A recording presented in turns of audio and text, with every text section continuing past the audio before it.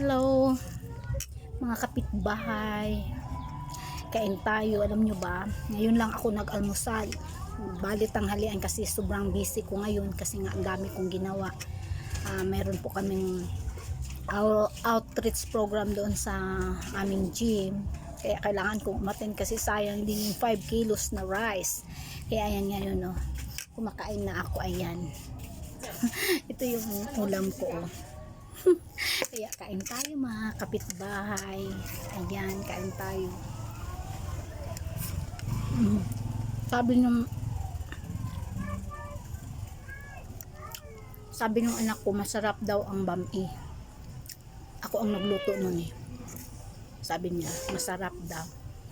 Ayan, kung gusto niya ng bami, ayan, marami akong ulam na bami dito. Pakita ko lang sa inyo. Madami ito. Ayan. Mamaya na, Miming.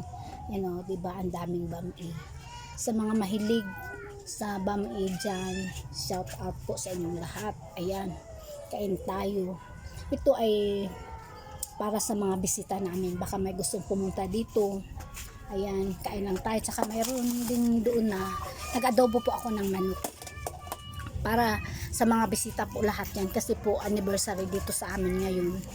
Kailangan natin magpakain ng mga bisita. Ayan.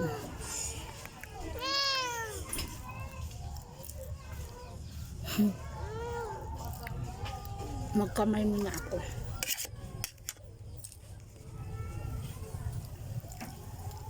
Nag-antay pa ako ng mga bisita. Baka may gusto pang pumunta dito sa bahay.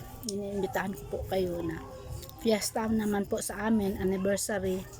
Punta kayo dito, mayroong pagkain dito sa amin. Saka ang daming kanin, isang malaking kaldero pa. Yung kanin, oh. Ayan, oh. Hali na kayo dito, kain kayo dito. Hinahantay ko kayo dito sa bahay. Ayan, kain tayo. Maraming pagkain doon. Maraming kanin.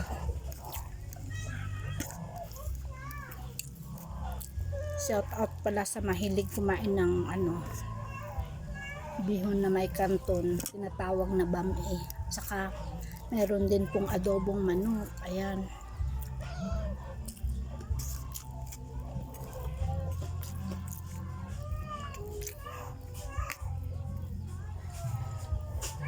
Dinamihan ko po yung niluto namin kasi nga tawag nito.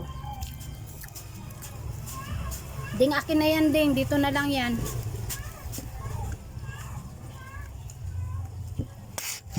Pagkatapos natin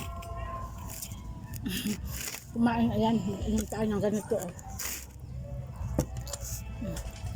Para ang bata dito. Hasak tong bata dito. Kaya nga ato. Sarap pa kumaan.